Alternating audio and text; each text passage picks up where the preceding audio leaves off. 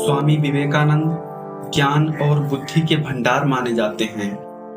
इसीलिए उन्होंने युवाओं को अपने लक्ष्य की प्राप्ति के लिए कुछ ऐसे उपाय बताए हैं जिनके द्वारा कोई भी व्यक्ति अपने लक्ष्य को प्राप्त करने में कामयाब हो सकता है, चाहे वह कितना भी असंभव क्यों ना हो।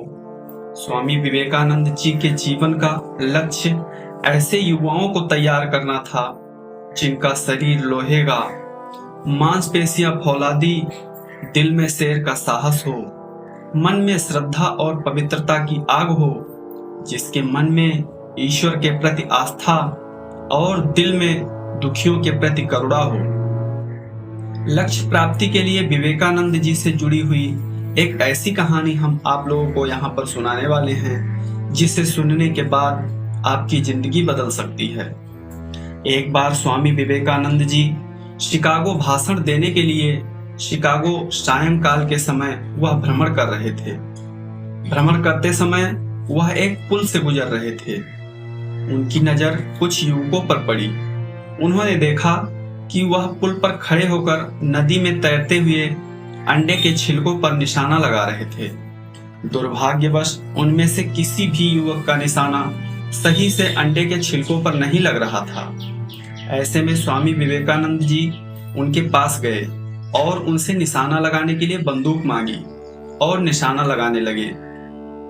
स्वामी विवेकानंद जी ने अपना पहला निशाना लगाया और उनका निशाना बिल्कुल सही लगा।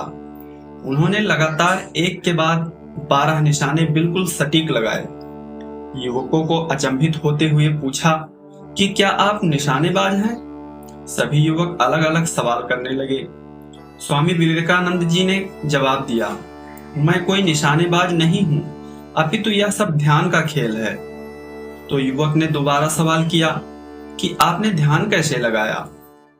स्वामी विवेकानंद जी का जवाब था कि अगर आप भी कार्य में सफलता प्राप्त करना चाहते हैं, उस कार्य में आपको तन और मन दोनों उचित तरह से लगाना पड़ता है, तभी आप सफलता प्राप्त कर सकते हैं।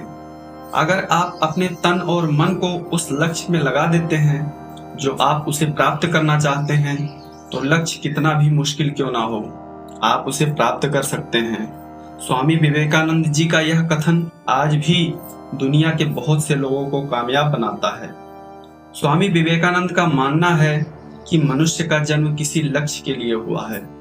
मनुष्य के जीवन का मकसद लक्ष्य को पहचान कर उसे प्राप्त करना है, तभी मनुष्य का जन्म सफल होता है। विवेकानंद जी का मानना है कि अगर किसी के जीवन का लक्ष्य नहीं होता है तो वह व्यक्ति एक जीती जागती लाश होती है।